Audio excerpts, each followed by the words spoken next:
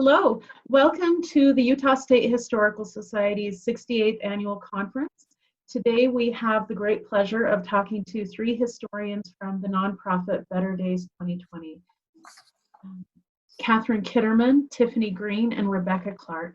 We are going to be talking about the breadth and depth of Utah's suffrage movement. And let me add before we start that each of these women has an article in the upcoming fall issue of Utah Historical Quarterly. So for some deep dives on that, as well as articles on other aspects of women's lives in Utah, subscribe to the quarterly. And with that, I will hand it to Katherine. Thank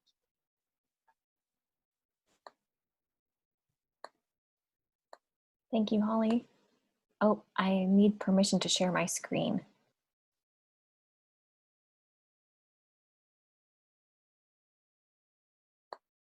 There we go.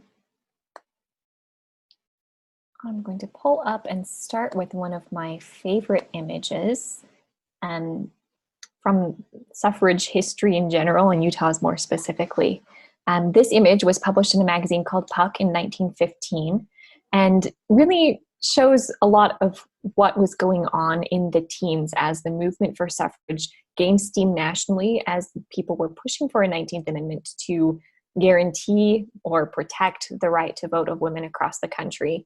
And as you can see here, there's a movement happening here. There's somebody striding across from west to east. You see this Lady Liberty-esque figure with votes for women emblazoned on her cape, and she's striding across the United States, almost a reversal of those Manifest Destiny images from earlier in the century. But you can see that the states that are white, that are lit up, are the states where women had voting rights at that time. And she's striding towards the east as these women in these dark states reach up for the light, the torch that she's carrying. And this image is really striking, both for the colors and the imagery that are used, but also because it shares a message that can upend some of the ways that we think about suffrage history and the ways that women's voting rights were enacted and spread across the country. Hopefully here in the West, we're a little bit proud of that history, but it's not always part of the general narrative when we talk about women's voting rights, that women's voting rights were enacted first in the West and actually carried out in practice here. Women in Utah, for example, had gained 41 total years of voting and experience as political actors by the time the 19th Amendment was ratified in 1920. And in many ways, those experiences on the ground and the practical workings of suffrage were key in laying the foundation for acceptance of suffrage to spread and for the passage of the 19th Amendment in 1919 and its ratification in 1920. I'm going to start off by talking about a couple of reasons why Utah's suffrage story was so unique, and then I'm going to dive into a couple more general observations about the suffrage movement here in Utah that we'll dive into more in depth in the rest of this panel. But first off, Utah's suffrage story is really unique for a couple different reasons. One of those was, as I mentioned earlier, that Utah women gained the right to vote early. So first in 1870, and then again with Utah statehood in 1896. That meant that Utah women gained the right to vote twice before anybody outside of Wyoming and Colorado was voting in the United States. That's a big deal, and women's suffrage effects and the dynamics that played out Utah were closely watched by others to see how that would happen. Utah suffragists also generally enjoyed some broad community support in their work for voting rights here in Utah. That doesn't mean that support was universal or that it was always shared, but it does mean that generally speaking, leading business leaders, political leaders, religious leaders in the state and the territory here generally supported women's right to vote. And it wasn't quite that stiff battle with entrenched political forces that suffrage activism faced in other states. The third reason why Utah's suffrage story is really unique is polygamy. And of course, that's an accelerating factor as well as a complicating factor in the story. Many people have said that Utah women only gained voting rights because of polygamy. And in many ways, that's true, that polygamy definitely determined when the conversations happened and determined the outcome in many ways. Whether or not you thought that women would vote out polygamy if they gained the right to vote, or if you hoped that they wouldn't. It was definitely a factor in those conversations. But it's really important not to dismiss women's real political experience that they gained here as voters in Utah.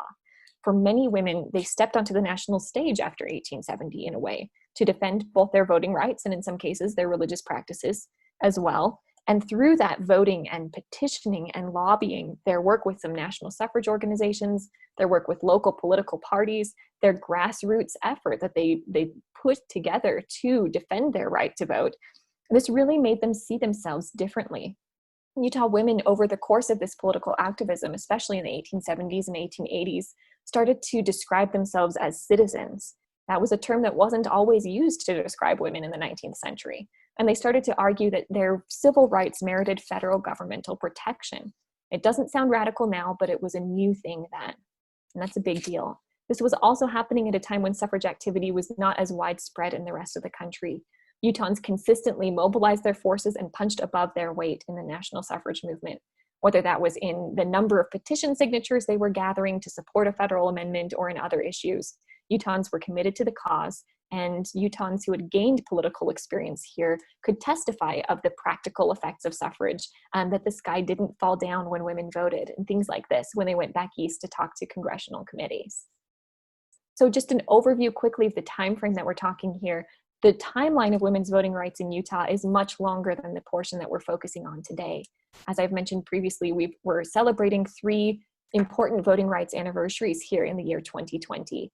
Utah women's first votes were in 1870, 150 years ago. The 19th Amendment was ratified in 1920, which was 100 years ago. And the Voting Rights Act of 1965 was enacted 55 years ago. Those are some large milestones in the movement for voting equality. But we're going to focus in on some of the back and forth that was happening in an earlier part of that story here in Utah. It's important to keep this time frame in mind to recognize again that that part we call the suffrage movement is one small piece of a larger story of voting rights activists. In 1870, again, after gaining the right to vote, Utah women voted for 17 years before they lost suffrage in 1887 through congressional legislation. They regained that vote through Utah's state constitution, which was debated and drafted in 1895. But even after that state constitution went into effect and after the passage and ratification of the 19th Amendment in 1920, there were still many women who were excluded from the ballot box due to discriminatory laws of U.S. citizenship and state regulations for voting. Further legislation was needed to enable more women to take part in the polls as well as men. That included the 1924 Indian Citizenship Act and Utah's law in 1957 that finally allowed residents of reservations to cast ballots.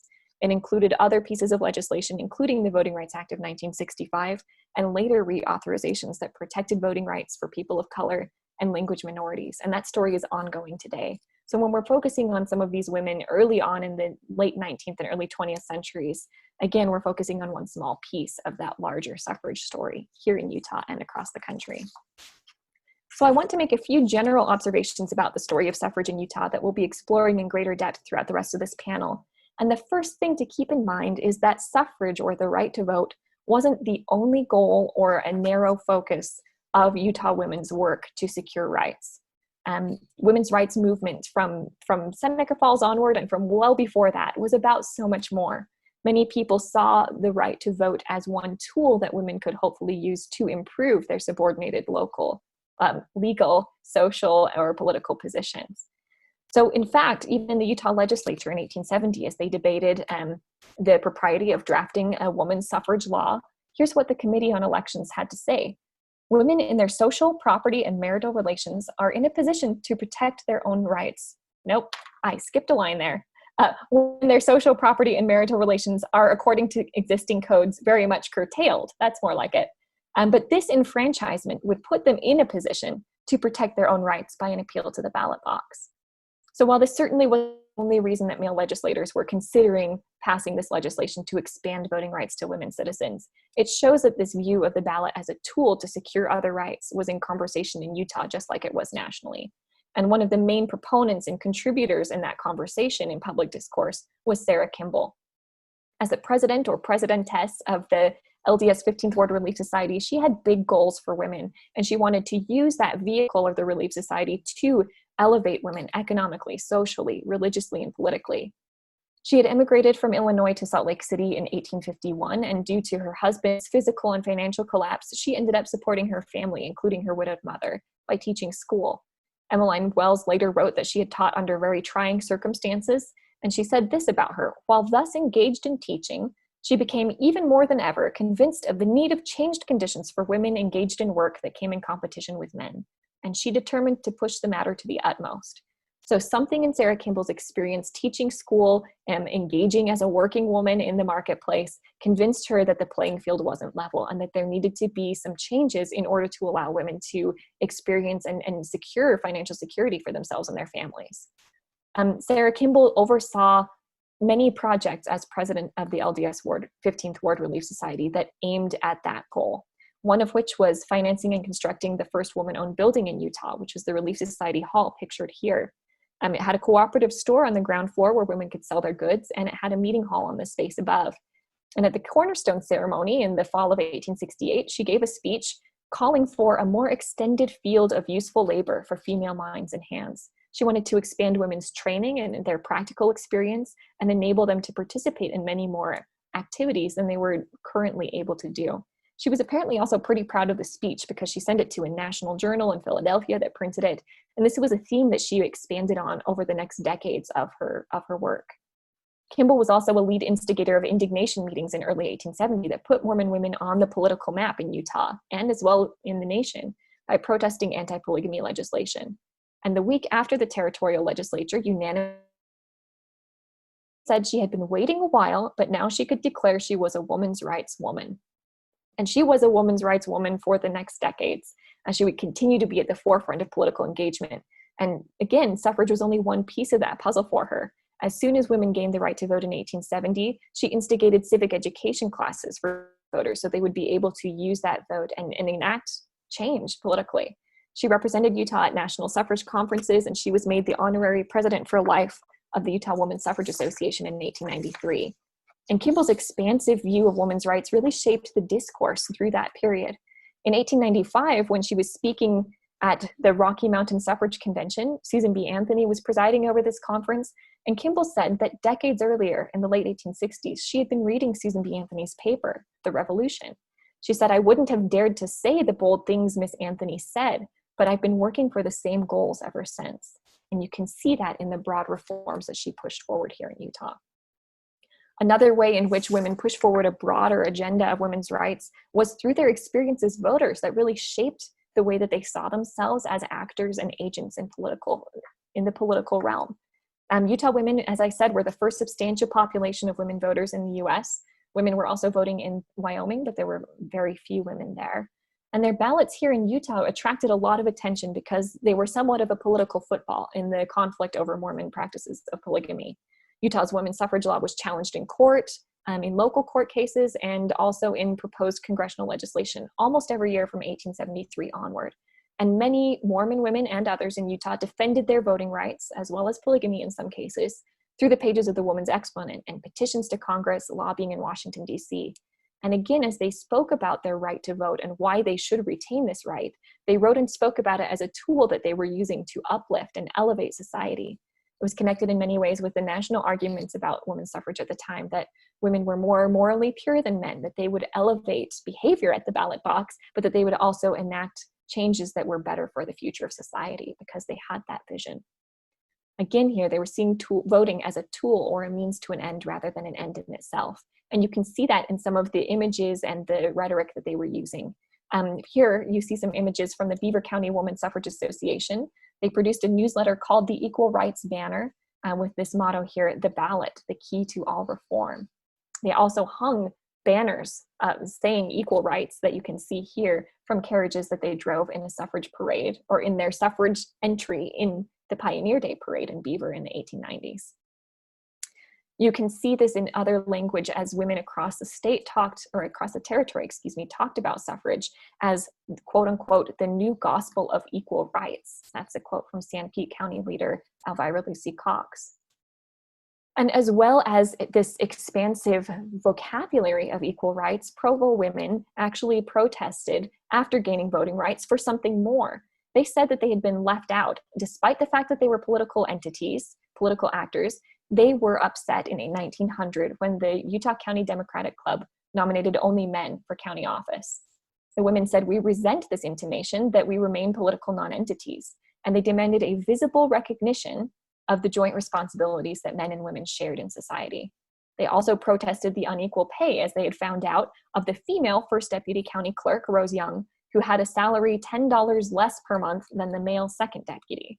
So while these women were arguing from their experience that labor and responsibility needed to be equally compensated for men and women, they had some experience to back that up. And this wasn't new. These were conversations that had been happening ever since the first pages of the Woman's Exponent in 1872.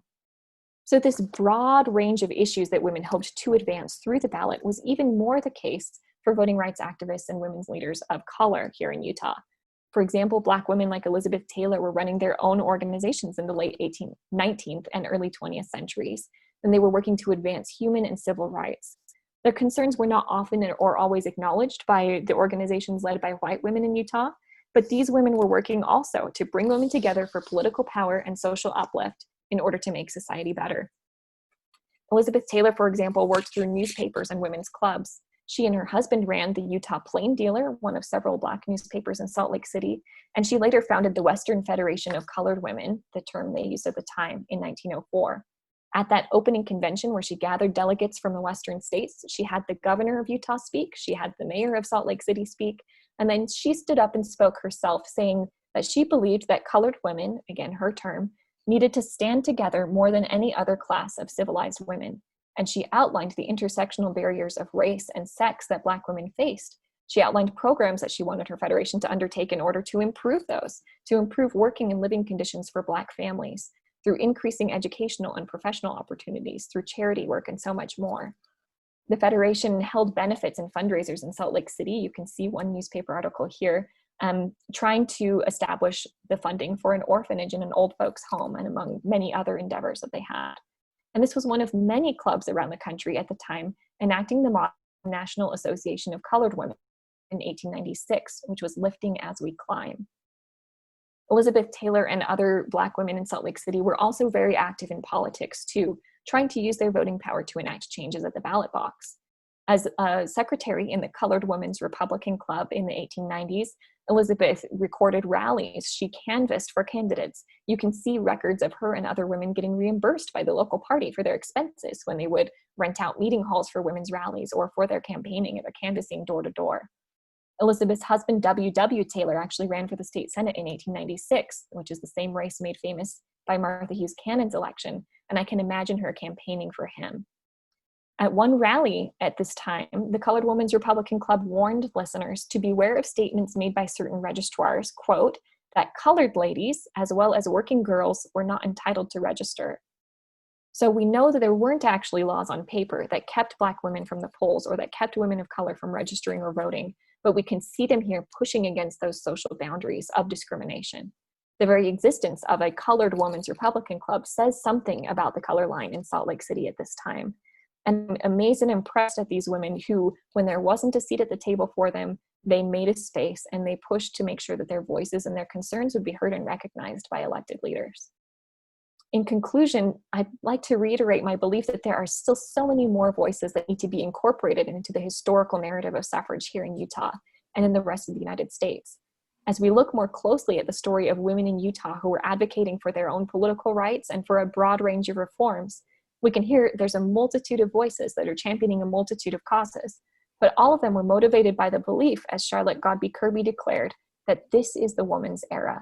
It was time to act, and they knew what they wanted to get done. Thank you. All right, today I'm going to shift attention to a lesser known and maybe not even known at all group of Utah women's activists, the rural suffragists of the 1890s here in Utah. As the decade-long opposition to Utah female voting rights came to a head and Utah female citizens were denied the right to vote in 1887, we as Utahns give credit to Utah's more famous suffragists like Emmeline B. Wells, Emily Richards, or even Martha Hughes Cannon for regaining the right to vote. These women undoubtedly were super important in suffrage leadership here in Utah, but it was rural Utah women, like the ones I'll introduce to you today, that really were the grassroots organizers of Utah's suffrage movement. Without their activism, without the territory-wide support that they gathered for the cause of suffrage, the movement would not have been as successful in Utah as it was. In the time period I'm discussing today, the 1890s, the majority of Utah citizens were living a rural lifestyle. living in towns and communities outside the more urban Salt Lake City and Ogden City corridors. Miriam Murphy writes that, quote, at the turn of the 19th century, 61.9% of the population of Utah was rural, unquote. So of that 62%, at least half were women, which means that nearly 1/3 of Utahns in the 1890s were rural women. Women whose work we, if we envision it at all, think of as planting gardens, raising livestock, building their own homes and towns, making their own clothing and supplies, raising large families, all of which is probably fairly accurate.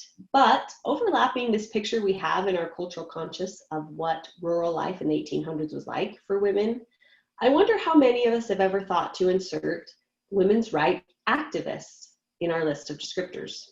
Or how about small business owner or national and international political advocate? Probably not many of us think of rural Utah women in this way, but in small towns across the Utah Territory in the 1890s, this is exactly who many of the women were. Under the direction of the Territory Suffrage Organization, women in 21 counties of the then 27 formed their own county suffrage organizations, which in turn formed even smaller city and town organizations. Between 1889 and 1895, more than 50 small towns had such organizations. From Brigham City to Bluff, from Yosepa to Uinta, thousands of rural Utah women were organizing to demand the right to vote. Their suffrage organizations were established and operated entirely by women. They held regular meetings, canvassed their communities in support of political candidates who supported equal suffrage. They held parades and balls, hosted fundraisers and county conventions. They had this massive public education and public activist program through these suffrage associations that really did have a lasting impact on female voting rights in the state. Katherine did a wonderful job of explaining what this looked like. Specifically, she mentioned associations in Beaver and Sanpete and in Provo. And today I want to introduce you to specifically a few of these rural Utah suffragists. The first one I want to talk about is Electa Bullock. She lived in Provo and was a hotel proprietor with her husband, Isaac. They ran together the Bullock Hotel. She knew firsthand that women were indeed taxpayers along with their husbands sometimes or entirely on their own.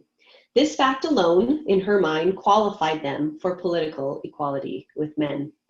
This, on the left side of the screen here, you'll see a snippet from a speech she gave in Provo.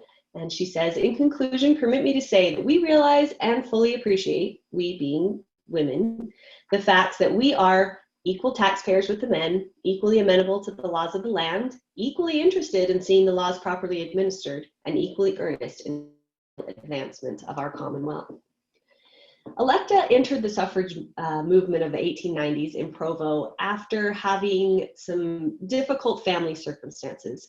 She had raised 3 children of her own, was almost in her 60s by this point. Her daughter had passed away unexpectedly and left 6 kids. So she became, as grandmother, the caregiver of her grandchildren. And then a few years later, her husband Isaac passed away. Because she had been a businesswoman all her life, she was well equipped to solely provide for herself and her family.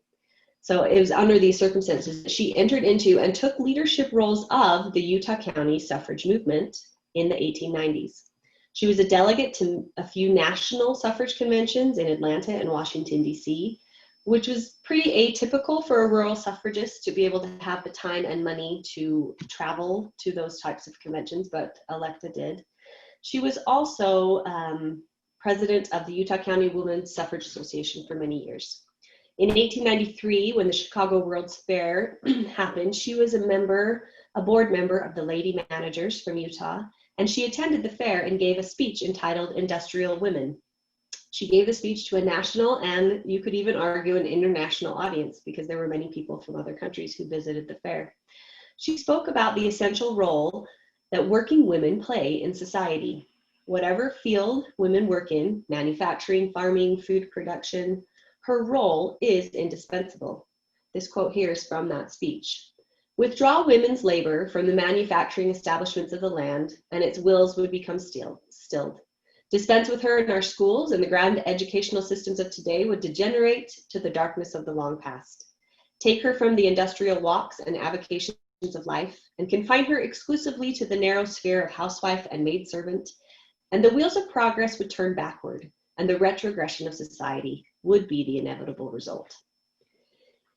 She had this desire to regain the right to vote and engage in public life, right, that she had experienced before and was working hard to get reinstated. She petitioned the State Constitutional Convention in 1895 on behalf of the Utah County Suffrage Association. She also canvassed all of Provo in support of the suffrage clause. And in 1895, when Susan B. Anthony came to Utah as part of the Rocky Mountain Suffrage Convention, Electa was there. You see her on the far right screen. Most of the women in this picture were from Salt Lake. Like I said, kind of the more urban area of Utah, but Electa was from Provo and is one of the more rural suffragists that was part of this convention. Like Katherine mentioned, she was part of that Utah Democratic Club. After statehood, she continued her political advocacy. She was part of that Democratic Women's Club that advocated for equal pay, for equal work, as well as equal representation with people who were being elected to office. The next person that I want to introduce you is Delilah King Olsen. She was from Millard County. She lived in Fillmore, and she worked as a teacher for most of her life. She started teaching at the age of 14 and continued teaching throughout her life. She also served 18 years on the Board of Examination for teachers in Millard County. She joined the suffrage movement, again, like Electa. She was in her 50s and 60s when she was a suffragist, a rural suffragist. And she served as vice president of the county association down there in Millard. She also, like Electa, was involved in petitioning the state convention to adopt women's suffrage in the state constitution. And afterwards, she was elected as Millard County Recorder in 1896. This was the first year that women could run for office in Utah. She was elected and then re-elected in 1898. She also served as vice chairman of the Democratic Party for the Fillmore district.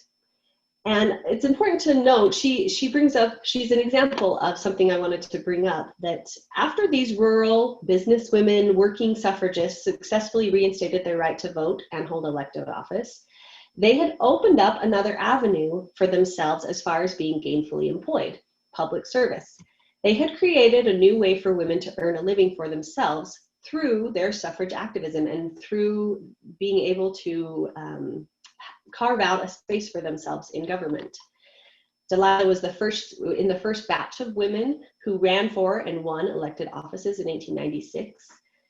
Electa Bullock, kind of going back to her, she also ran for Utah County Treasurer in 1896, but she lost to another woman, Ellen Jakeman. These women really were ready to step into the work.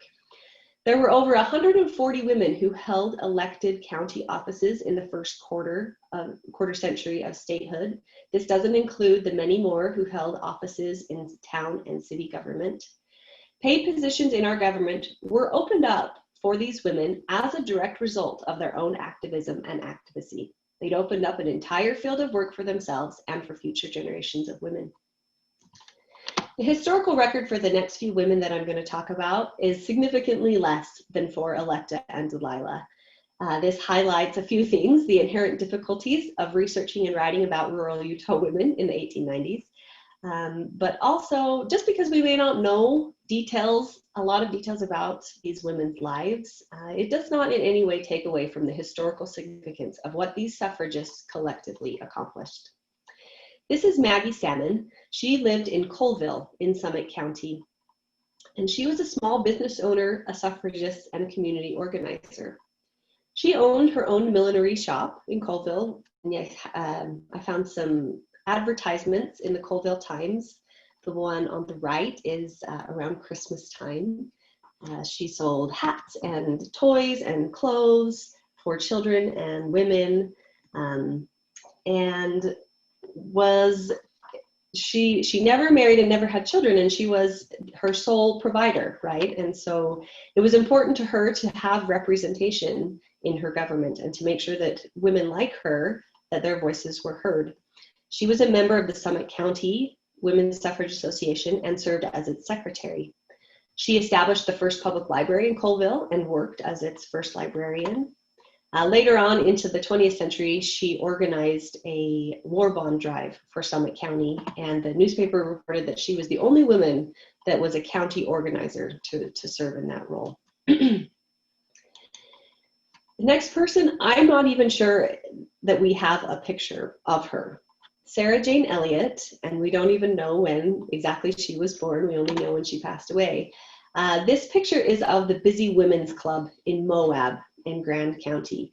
And about half of these women are identifiable as specific women, but some of them are not. So I put this picture up here in the honorary hopes that maybe one of those unidentified people are Sarah Jane Elliott.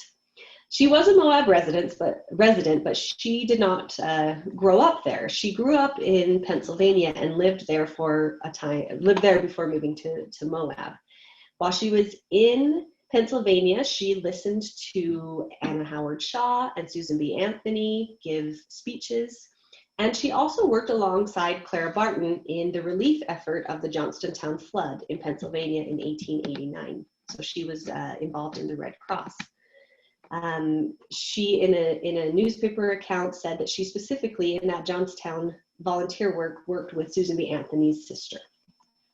When she moved to Moab, she was a teacher as well as a midwife doctor. I'm not entirely sure that she went to medical school, but like many women in these rural towns, they wore many hats and had to do a lot of many different jobs.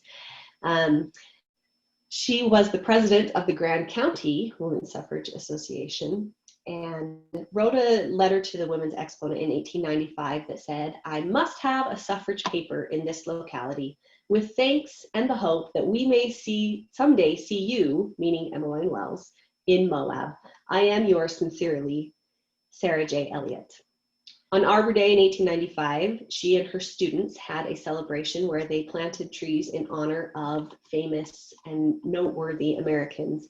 And she had planted 2 trees, one for Susan B. Anthony and one for Emmeline Wells, with a yellow ribbon around them in honor of women's suffrage. The last person I'm going to talk about today is Hannah Ka'epa. Hannah grew up in Hawaii, born in 1873, and moved to Utah in the late 1890s to live in the town of Yosepa. By the late 1890s, women had already gained their right to vote back. We had been established as a state, and women who were immigrants like Hannah would have been eligible for voting after living here for 6 months and naturalizing as a citizen. Like I said, she grew up in Hawaii, and as such, she had the example of Hawaiian women who had participated in government and civic life prior to the annexation of Hawaii as a U.S. territory, when those rights were no longer recognized. She advocated for those rights to be reinstated for Hawaiian women. She advocated here in Utah and in the nation. In February 1889, Hannah accompanied other Utah suffragists to Washington, D.C. to participate in the 3rd Congress of the National Council of Women. The National Council President, May Wright Sewell, invited Hannah to speak on behalf of Hawaiian women. Again, we have rural Utah women speaking on a national and international scale. In her remarks, Hannah urged council members to use their influence to support the former Queen of Hawaii in her efforts to secure suffrage for the women of Hawaii. And she ended with an expression of love in her native language and presented flower leis to Sewell, Susan B. Anthony, Howard Shaw, Queen Liliuokalani, who was also living in Washington, D.C. at the time and was present at the council. Hannah's support of suffrage can be seen in parallel with our other rural suffragists. They shared the commonality that voting rights needed to be restored to women, as in they had had the privilege and then that had been taken away. Immigrant women like Hannah are an essential part of the voting rights here in Utah. We don't have a complete roster of all the women who were active in the rural suffrage movement. And these women introduced today are really only a small, albeit I think representative sample. There are minute books from 3 rural suffrage associations, Farmington, Beaver, and Glenwood, and a search of local newspapers at the time reveals some details about who these suffragists were and what public activism they engaged in. A few weeks ago, in a national conversation about female suffrage, historian Adele Logan Alexander, when asked about suffrage leaders that are less known, stated, "I would say it's not one person nor one event, but the scarcely recorded efforts of anonymous women of all races, educational and economic levels who, for decades, talked with neighbors, held meetings, challenged their fathers, sons, and husbands, and employers, often putting themselves in physical and economic jeopardy to do so. They are the unknown heroes of the movement." Utah rural women are part of that group, the grassroots organizers and activists who, in addition to helping establish their communities, owning and running independent businesses, taking care of the daily demands of life in rural 1890s Utah territory, also stood up and spoke out to address the political needs of the women in their towns. Political equality was on the minds and lips of rural Utah women in the 1890s, and uncovering and broadcasting this aspect of their history is valuable to all Utahns of today. Thank you.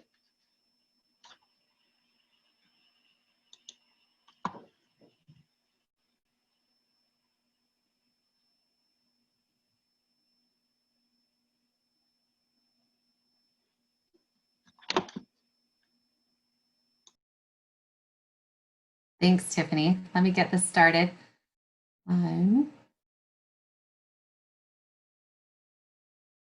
Slide.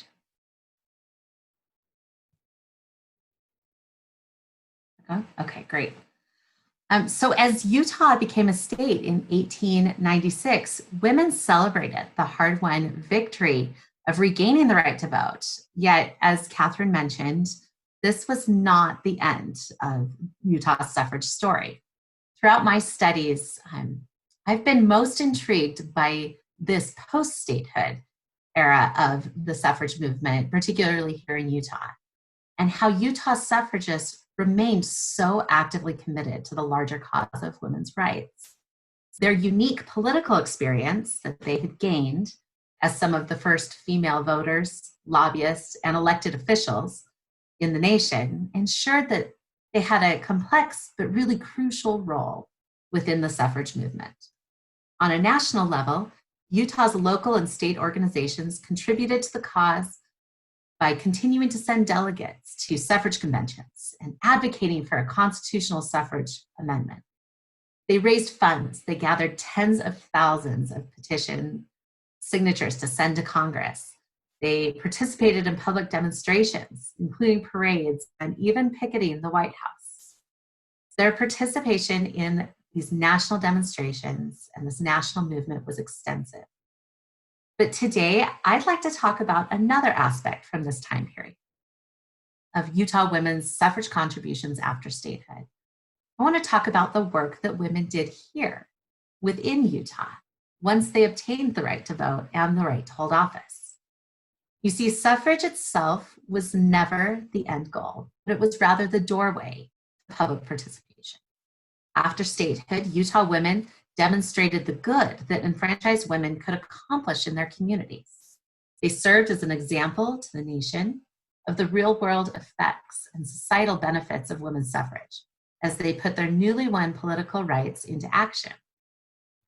Now,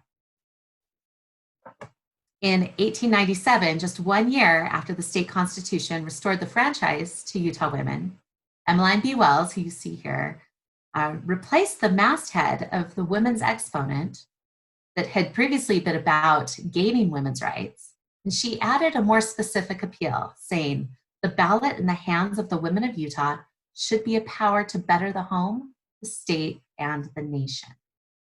In the years leading up to the passage of the 19th Amendment, the legislative gains accomplished through efforts provided a model for future suffrage states. The public and political participation of Utah women also directly help improve their communities and the conditions for women and children here in Utah.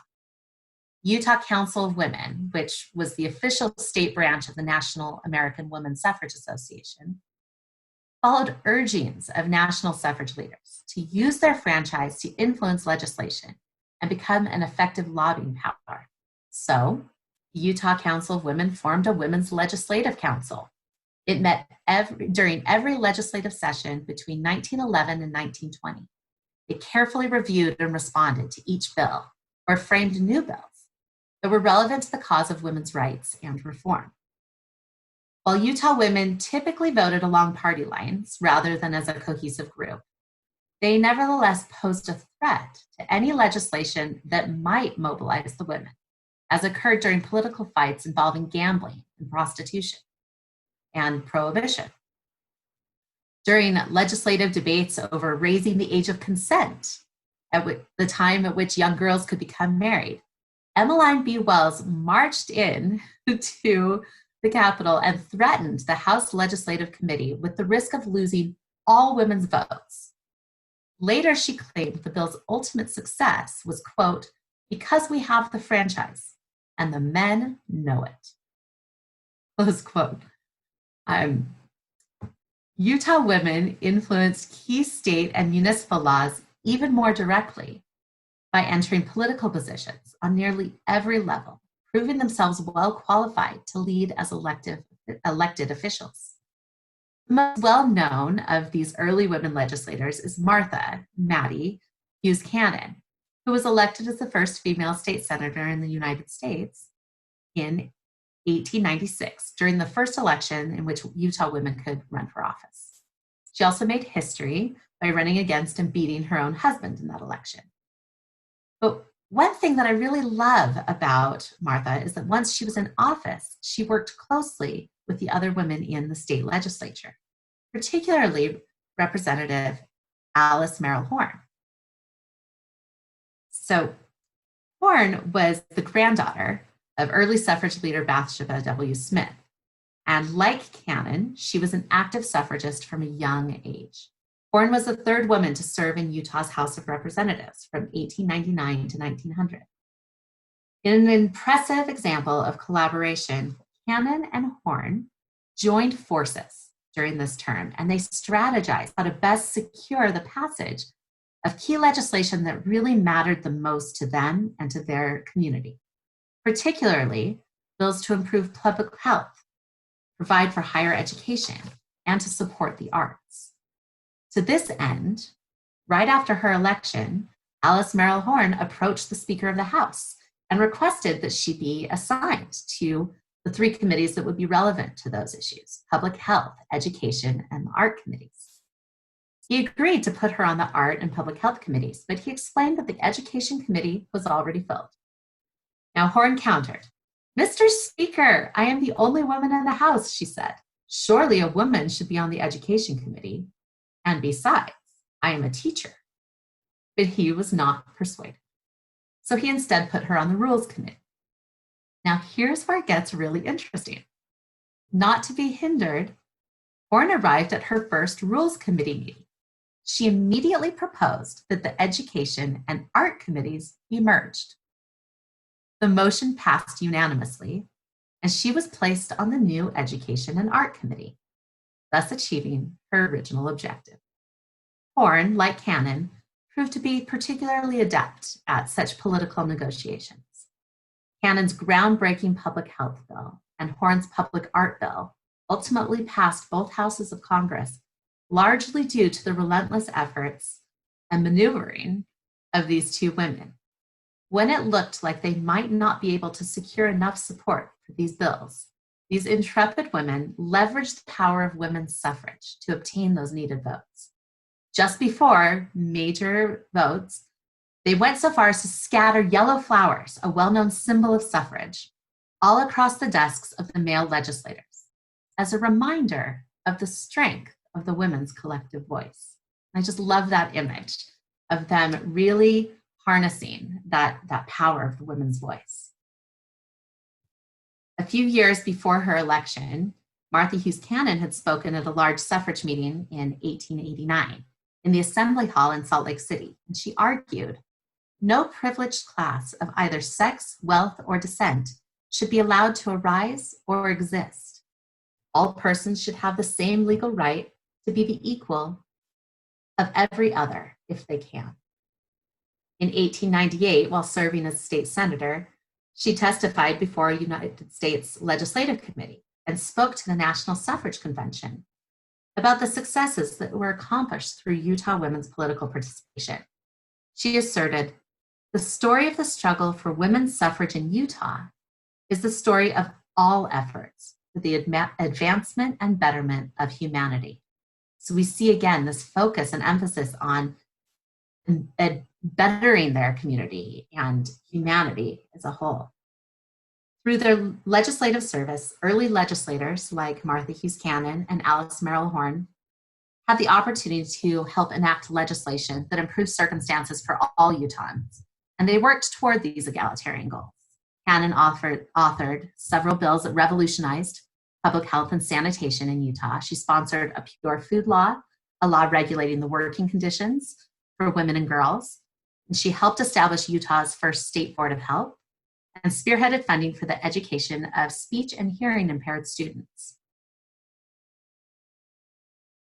Alice Merrill Horne later described her own motivations for running for office, saying, "I wanted to write a law on the statute books in the interest of art for the masses." And that "for the masses" is really important.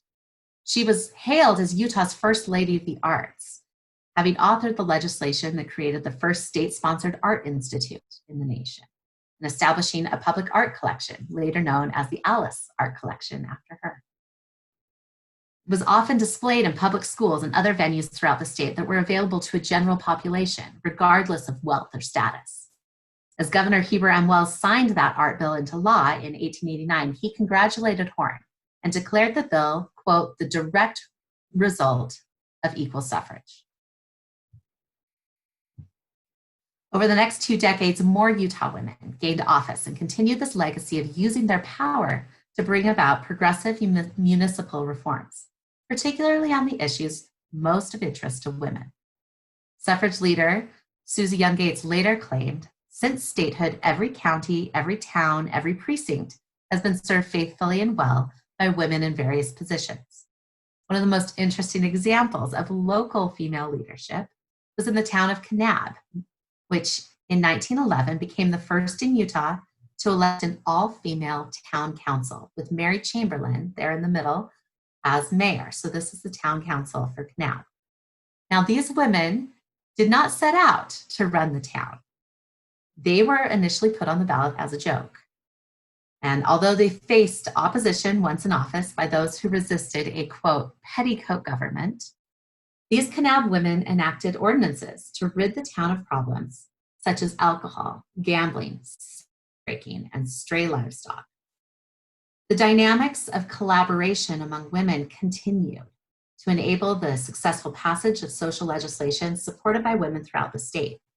During the 1912 election, Salt Lake City Club women lobbied all the candidates on the ballot about key women's issues.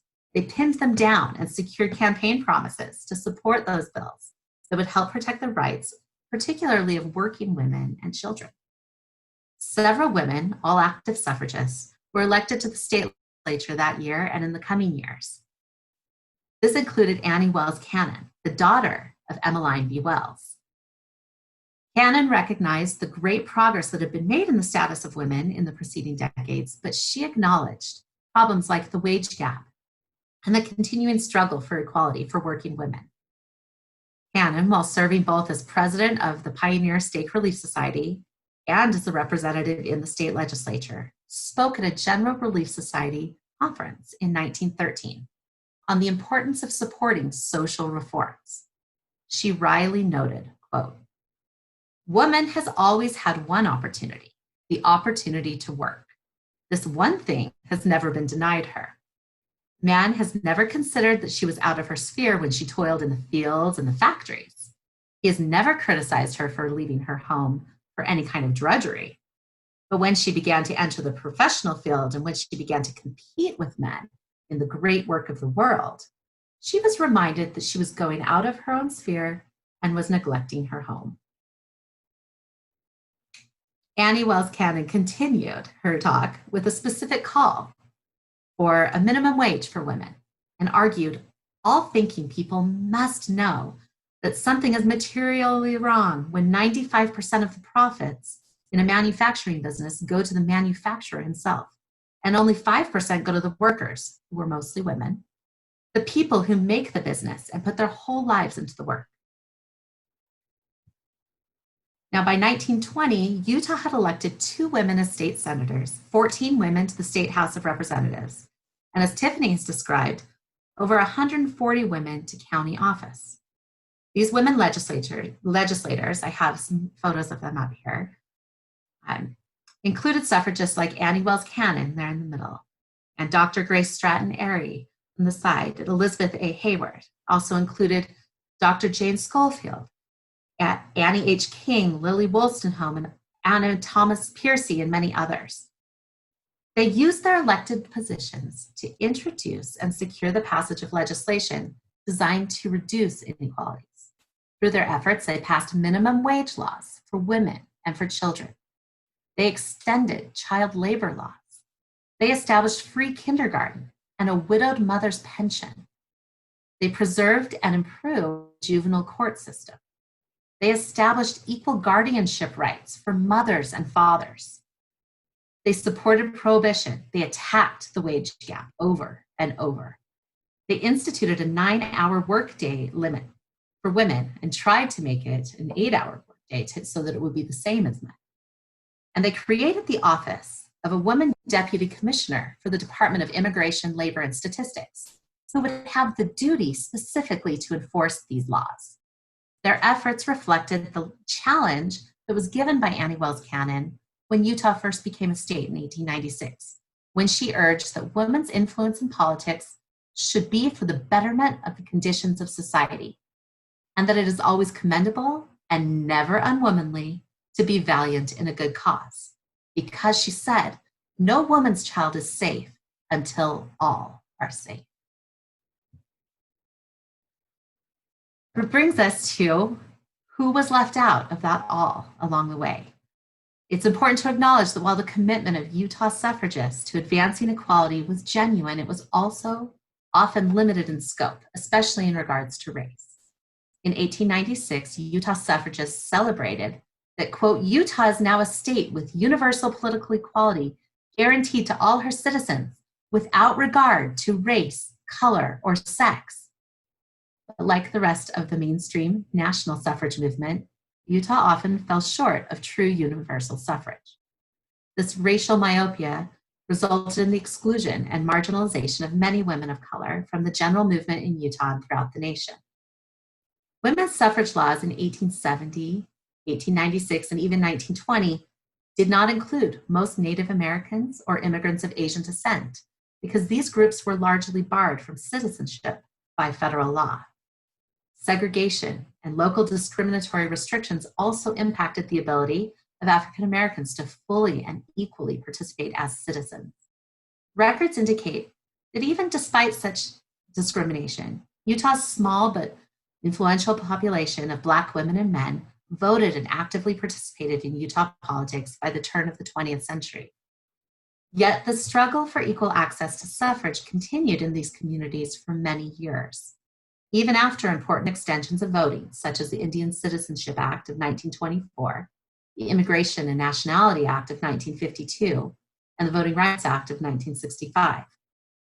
While they often worked on the margins of the mainstream movement, Utah women of color made critical contributions to these efforts.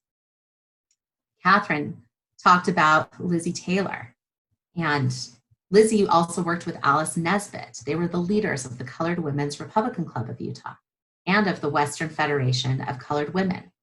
They vigorously campaigned for Republican Party candidates during elections and encouraged Black women to register and vote, even, as Katherine said, if they met resistance.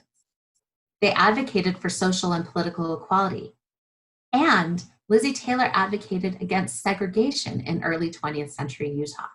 Again, trying to change the laws to make them as equal as possible, knowing that the legislation was what would cause change.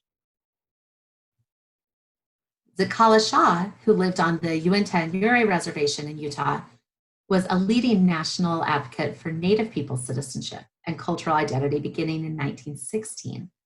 She co-founded the National Council for American Indians in 1926 to continue lobbying for Native suffrage rights. Activism by these and many other women of color in Utah and throughout the nation often took place through separate organizations because of the cultural limitations of prejudice within the mainstream movement. Although the process of securing equal rights has been complex and often sadly incomplete, Utah women's engagement in the public sphere has consistently enhanced opportunities to improve society.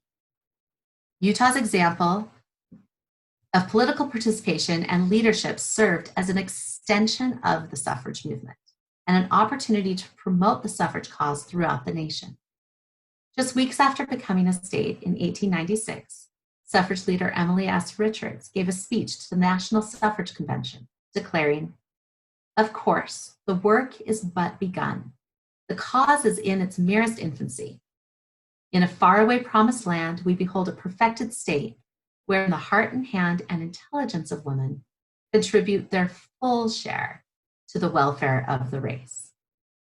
The ongoing process of seeking this full share in the political participation continues as women today build on this legacy and seek to use our voices to achieve the betterment of humanity. Thank you.